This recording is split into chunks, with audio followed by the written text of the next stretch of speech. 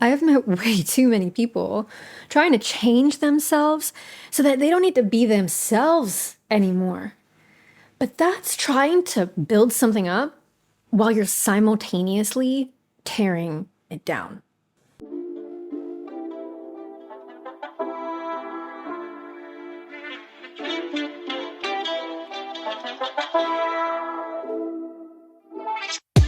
You're listening to the Science and Spirit of Happy podcast, where we discuss the rational, strategic, and psychological methods, but also the deep reasons and spiritual philosophy behind being happy down to the soul.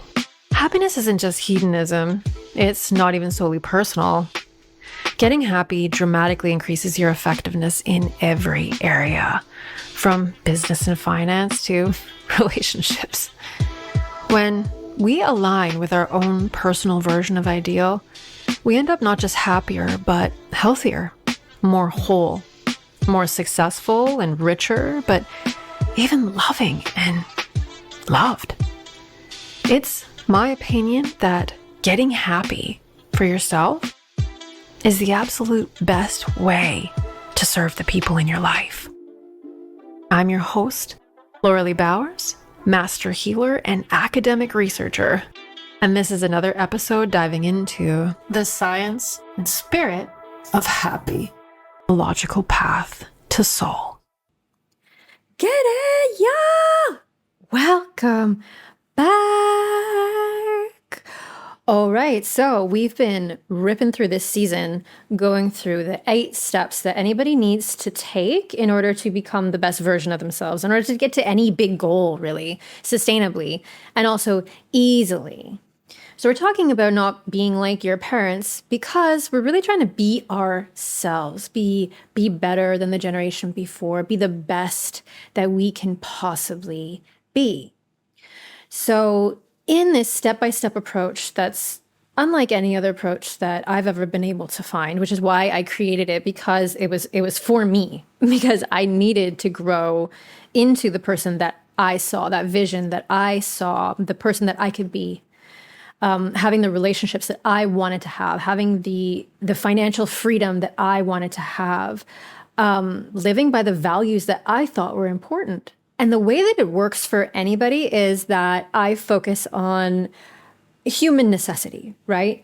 And I also focus on a truly holistic approach. And we'll see that now that we're working through what I call the personal powers, these 8 steps, you'll start to see how each of these personal powers piggyback upon one another and make the journey exponentially easier. They empower one another. The opposite is true. If you're missing a personal power, then it weakens the others. And this is why it's so difficult to change. This is why it's so difficult to change, because a holistic approach just isn't right now in our cultural kind of wisdom, aside from this podcast, from my strategies anyways, which means it's entering. And I think that is apparent.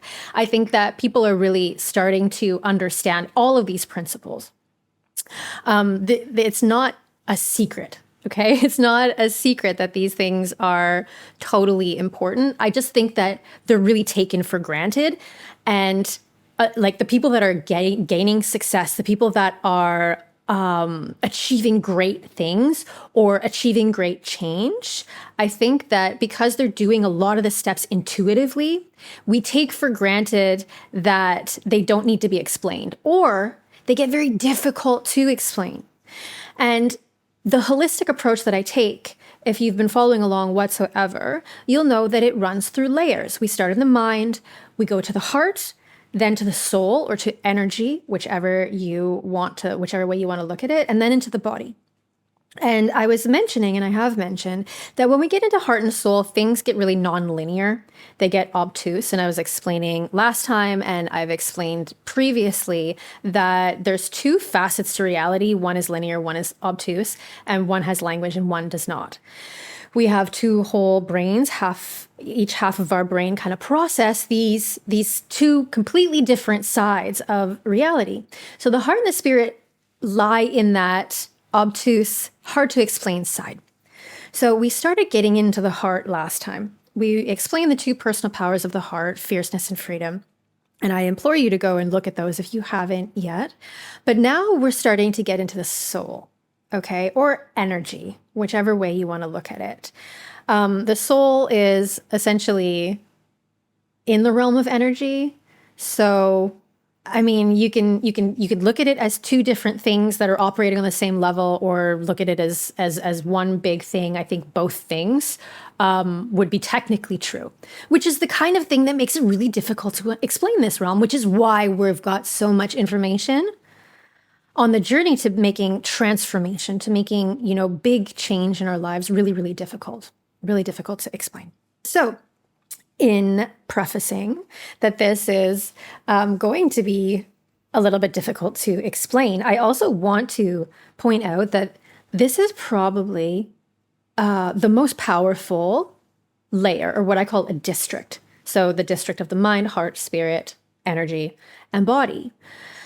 The district of energy is where creation comes from. So when we're talking about the two sides of reality, the two sides of the brain and how they process things, we're talking about, physics versus quantum physics kind of comparison, or contradictions, or just the two sides of the coin, and the coin being reality. So when we get into this sphere of energy, right? Into that sphere of looking at things on a quantum level. And I'm not going to get into quantum theory whatsoever. That is, I don't understand quantum theory. However, I do recognize what area quantum theory belongs to, because I understand the realm of energy, of soul, of spirit. And I was really shocked when I first started in academia, because I went from a very spiritual discipline, practice, profession even, to academics. So usually when people have academic backgrounds and are teaching spirituality, it's usually the other way around. They start in academia and then find their way into spirituality after. So mine is a little bit different, because my spiritual understandings and my spiritual wisdom actually had to go through the rigors of academia to come out the other side intact, me still believing and understanding that they're true. So one of the things that really shocked me was looking at the ancients, where our science came from, where modern science came from, and how obvious it was to them, and how much we took as just an obvious truth that we had a soul, that we had a spirit. And in fact, a lot of science, philosophy, was directed towards understanding the soul's purpose, understanding our human purpose on a soul level. So this stuff it's really powerful, because it's where creation comes from. We know with quantum mechanics, this is where matter comes from, is particles. And the way that those particles behave is very difficult to understand. But if they're your particles, you have all of the tools within you needed to understand them. Okay, that's the most straightforward analogy I can come up with. So when we're tapping into this realm of energy, of soul, of spirit, and tapping into that place where matter comes from, this is just such a potent place to start to heal and grow and strengthen and learn to use. And I might be starting to sound a little bit manifesty right now. And manifestation is becoming very mainstream, because we are accepting and intuitively understanding that there is some truth behind it. I'll talk about where it goes wrong later in this. And I'm not necessarily talking manifestation, because I'm not talking manifestation, because the way that manifestation is defined is not this. This is one part of a holistic model. Okay. This is the energetic part of a holistic model. So now, prefacing this episode, talking about who we are on a soul level, or talking about, what we are inside, what we are, fundamentally underneath it all, underneath the body, underneath the skin, underneath even our actions, our behaviors. I want to call to mind that I said that no one cares who you could be, just what you do. If you were watching the previous episodes, you'll remember that I was talking about this. Nobody cares what you could be. Nobody cares about your potential. Nobody cares about who you are deep down. They care about what you do. And there's a really good example of this in a neuroscientist, Dr. James Fallon, studied psychopathy. Actually, he doesn't actually specifically even study psychopathy. He studies the brain, and he happened to have a little side project on psychopathy. And in the brain scans and in the genetic testing, he figured out that he was actually a psychopath. And nobody in his life was surprised. But he was married, and he also would be teaching. He's a researcher, so he would have PhD students, like people working closely underneath him as a mentor. And he was doing this successfully. He had a family, he had a wife, he wasn't divorced, he was teaching, he had a job, he had colleagues who knew him well. He even went to all of these people and told them about these results, and nobody was surprised because they could recognize that, yes, he had all of these traits of psychopathy. So knowing that he was a psychopath inside, he had the genetic and the brain operation, the physical brain, operating of a psychopath, he decided that he was going to change his behaviors. So he had all these selfish behaviors, and he just started in small ways, just catching himself whenever he was going to do something, just with his wife to start with, and then others. He would try to do the opposite. Like if he used the example of, when he poured them some glasses of wine, instead of pouring himself the glass of wine first, he'd pour her a glass of wine. And these little intentional considerations, people started to really appreciate it and notice and tell him, I really like this change, whatever is happening. I really like the way that you're behaving lately. And he said to his wife, I don't mean it though, right? Like, I'm just doing it. I'm still the same person inside. I'm just doing it. And she said to him, I don't care. You're just treating me better. And I appreciate it. And the other people that he talked to, he's told them the same thing. Like, that I don't actually mean it. Like, I'm not actually putting you first. I'm just doing it.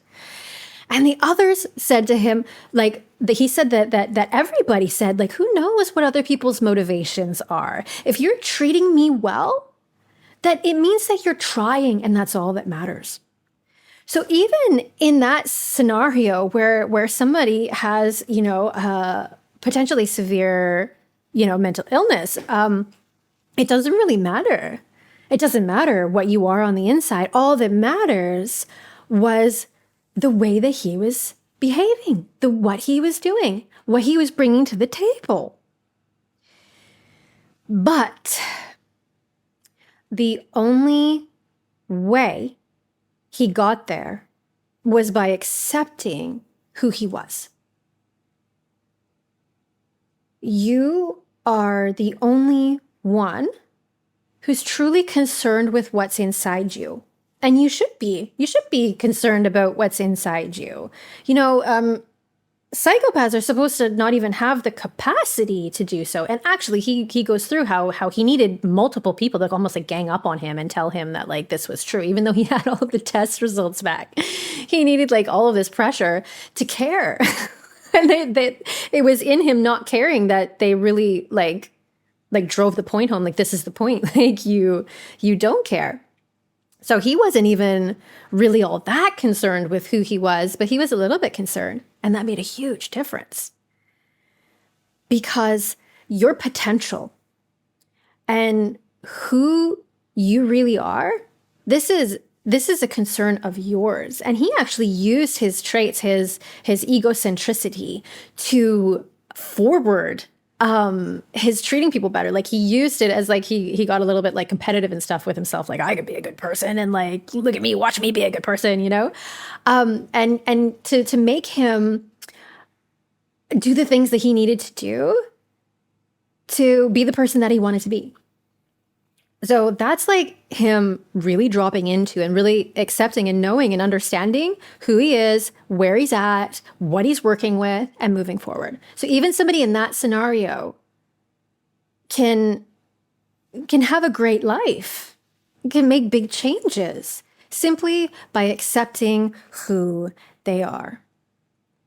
So on the path to getting to be who you want to be, to realizing that potential, to being the person you truly are, to being the best version of yourself, to growing, to strengthening, to living the best life, you're the only person who really needs to accept who you are and who you're not with no apologies to anybody else.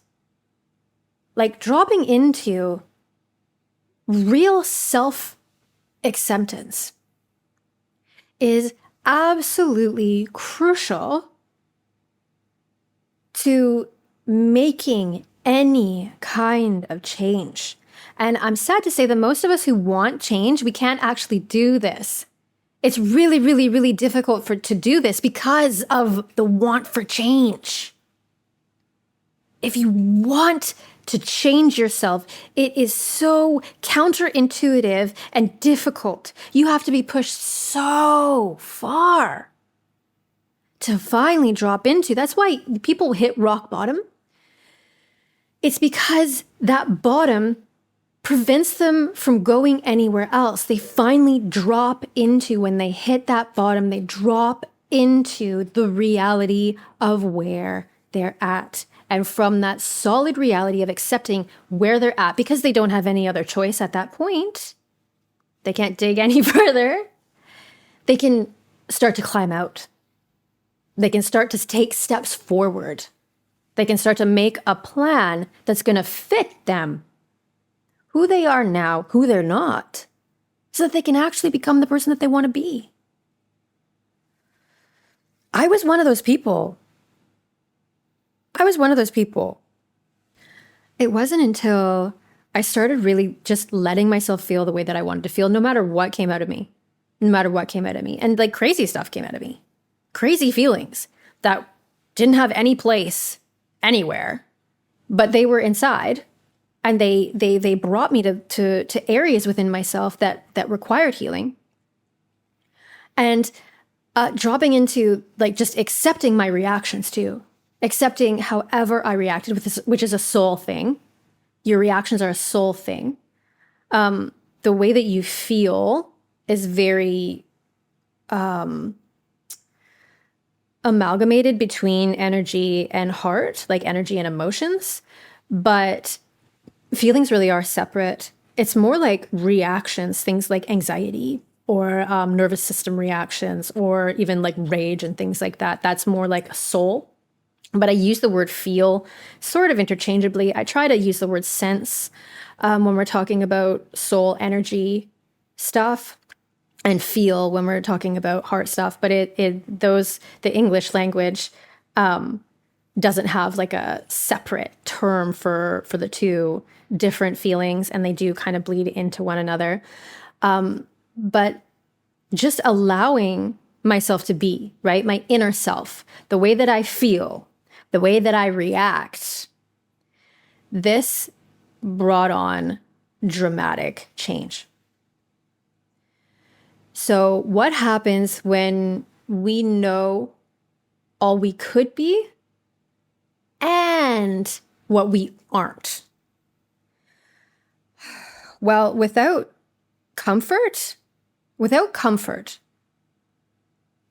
you actually can't accept both of those things at the same time, which is why people usually, what happens when they realize all they want and all they aren't, all they want to be and all they aren't, they either drop into depression, I'm not, or they go into delusion. right? Trying, or not delusion, but they go into like reaching and seeking. I want to be this, I want to be this, I want to be this, I want to be this, without being able to drop into everything that they aren't now.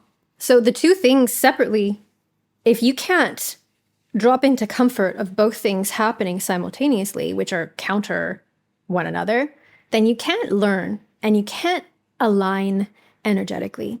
So we're back in that place where, we can't move forward because we can't consolidate everything that really truly is. You are the person that you want to be. This is true. It's your destiny to do all the things that you want to do. This is true. You also have all of these things that are holding you back. This is also true. They're not going to go anywhere if you don't do anything about it. This is also true.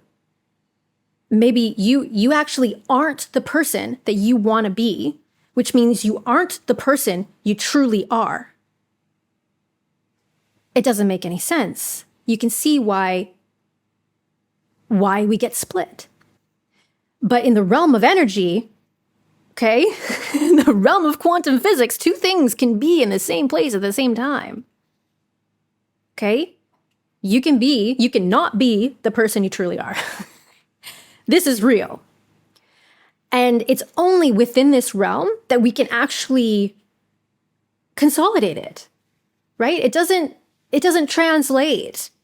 Is the table here or is it not? In the physical realm, it's here. There's no explanation for it. It can't be here and also not be here.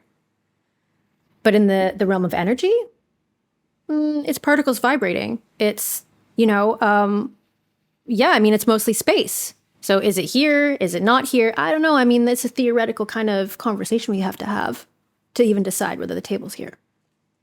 And I don't mean to confuse you, because it's not confusing at all.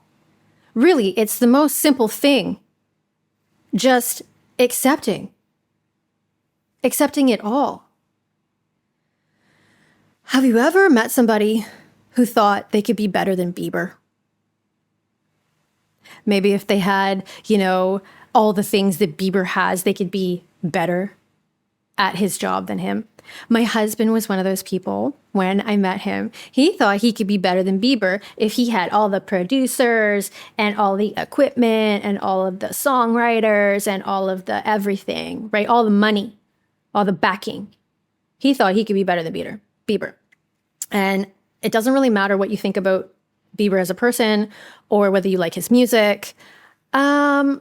He's an intensely skilled and an incredibly hardworking person who has done things that other people wouldn't do and has gone to places that other people wouldn't go in order to be the person that he is and enjoy the success that he has. Look him up. Look up what he's done.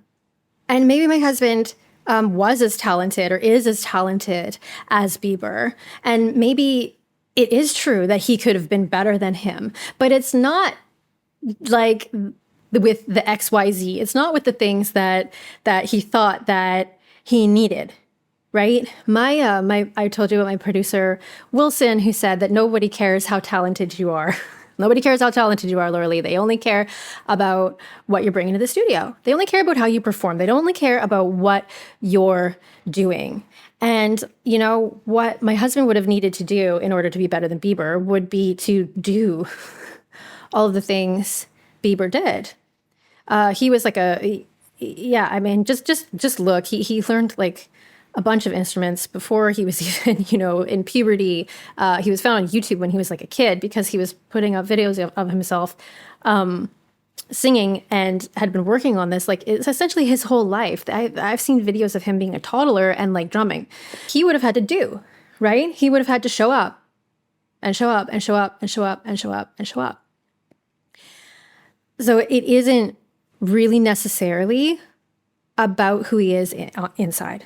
I mean, it is because that path was illuminated within him because that's who he is. And that's because it was his purpose. And these are his gifts for the world. And we know that because of the level of success that he has achieved. This is somebody who is living in their greatness. This is somebody who is living in their purpose. But do you think there's anybody out there who's more talented than him? Born with more talent than him? Oh, yeah. You think anybody is smarter than Elon Musk? Do you think anybody has better ideas? Do you think anybody is a bigger visionary when we're talking about vision? Yeah. Yeah. I know multiple people who are probably smarter than Elon Musk. I know lots of people who have better ideas, but they're not doing it. Elon Musk is doing it, for better or for worse, with recent, stuff. He's doing it, and he's the billionaire. So what about Bezos? You think anybody's smarter than him, has better ideas, has a bigger vision? Yeah, of course. But Bezos did it, and he did it again. So he gets the prize. Do you think they rose trying to escape their lives every day? Do you think that they were getting up not wanting to be where they're at? Or do you think they dropped into where they're at, figured out exactly where they needed to go, accepted where they're at 100%, and kept the vision in mind of where they're going to need to go, kept the two truths that are opposite one another, both in their being, right? I'm not going to say in their minds, maybe in their minds, but like through their energy, they were closing the gap between these two realities. That's how they won. Comfort is grounded. Today, we are talking about the personal power of comfort, which is grounding yourself in who and where and what you are right now, simultaneously understanding who and what and where you want to be. Life isn't fair in that everybody gets what they deserve. Okay? That's not true. Some people are way smarter than the most successful people in the world. I'm sure you know that you're more talented than a lot of people that are enjoying more fruits from their labor than you are. But the world is fair in that it will give you what you create. It's not going to judge you. It's not going to try and make you, prove your worth or anything. It just gives you what you create, straight up. So if you keep your talent within, you're not Bieber. You're not. And nobody is going to think that you are. If you don't act on that vision, then you're leaving it all to Musk. If you don't show up and accept where you're at and where you want to be at the same time, like, you're never going to be at any kind of level that, like, of anybody near Bezos. So what keeps people from sharing their gifts? What keeps people from dropping in to comfort? Well, a couple things, but one of the biggest things, and this is where the manifestation industry really drives people astray, is when I get their energy. So when I have the producers, when I have the money, when I have the backing, when I have the studio, when I have all of the songwriters, I could be like Bieber.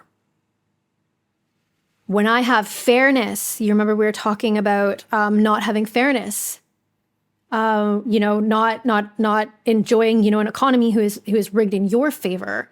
When I have fairness, because I don't have fairness, I can't be successful. When I lose the weight, when I get perfect pitch, when I can afford to, when I have the time. After this thing is over and I have the energy. All of that stuff is when I get their energy. It's putting off to another time, another circumstance, dropping into your present and making steps forward. It's making it conditional on some external thing when it's never been conditional on an external thing. It doesn't matter. It doesn't matter what you have or what you don't have. Dropping into who, what, where you are now is the only way to make any steps towards that. The truth is, getting there requires being okay with being here, no matter how much you hate it. You think you can do better than Bezos? Good. My business mentor, my first business mentor, continues to be a close friend. Annie, her name's Annie. She says, you think you can do better than like these people who are super successful? That's good. Go do it. That's awesome. Go do it. That's what she always says this. And I just love it because this is how a Bezos or a Musk or a Bieber. And, I don't, it doesn't matter like what you think about these people personally. I think actually, if you don't like these people personally, or you don't like their work or whatever, that's also good. I'm just using these people as like level of like super high success, that if you think you should do better, this is very, very positive. So go and do it. Go and do it. This is wonderful. If you think you can be better than like some of the most successful people in the world, or just any successful people, if you can do better at parenting than the majority of people, if you could do better, like, isn't that an amazing position to be in? Like, go you.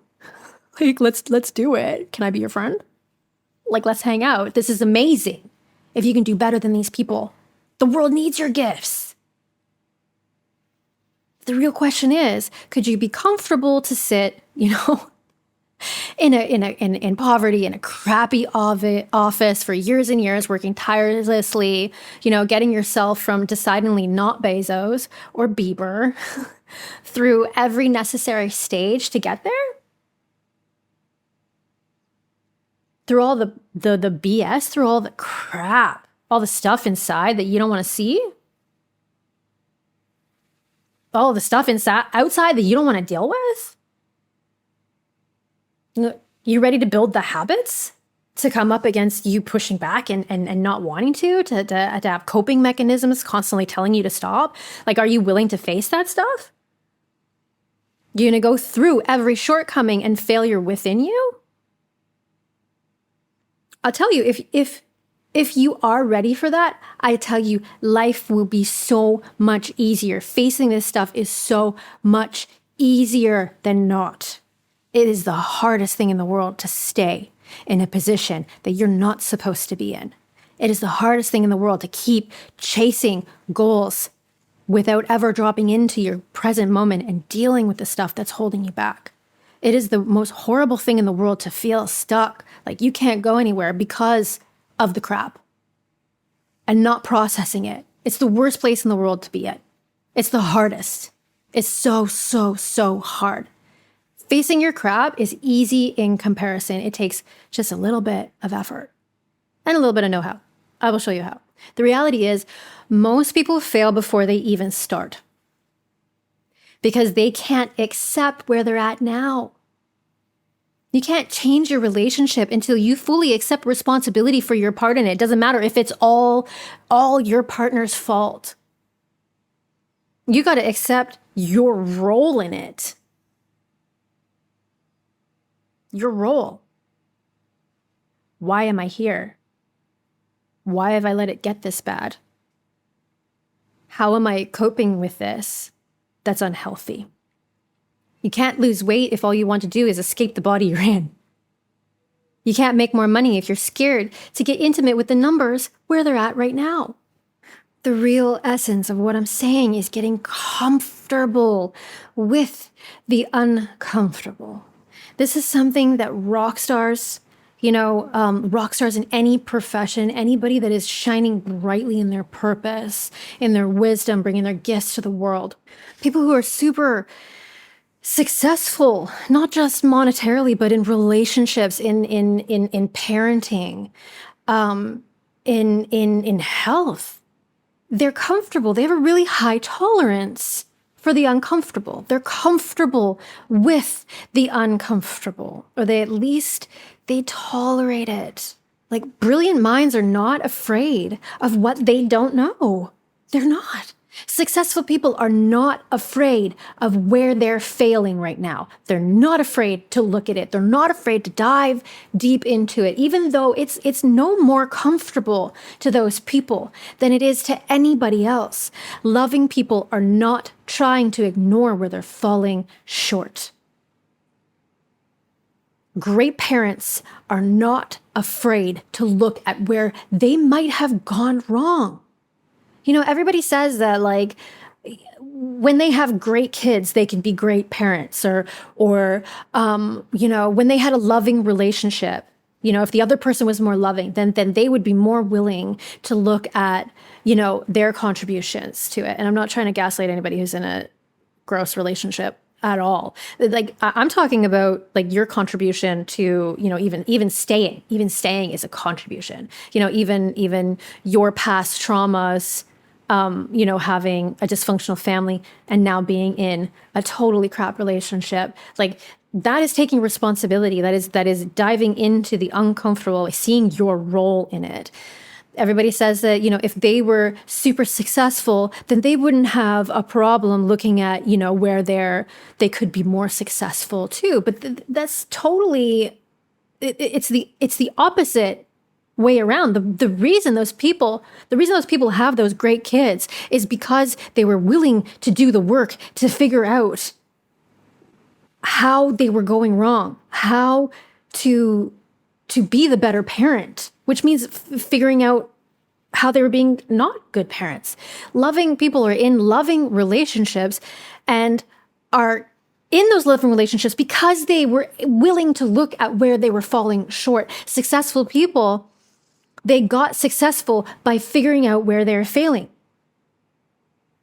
Brilliant minds, people who have a lot of knowledge. You say, well, if I was respected, if I was a PhD, I wouldn't be scared of all the things that I didn't know, or I wouldn't be scared to look stupid either.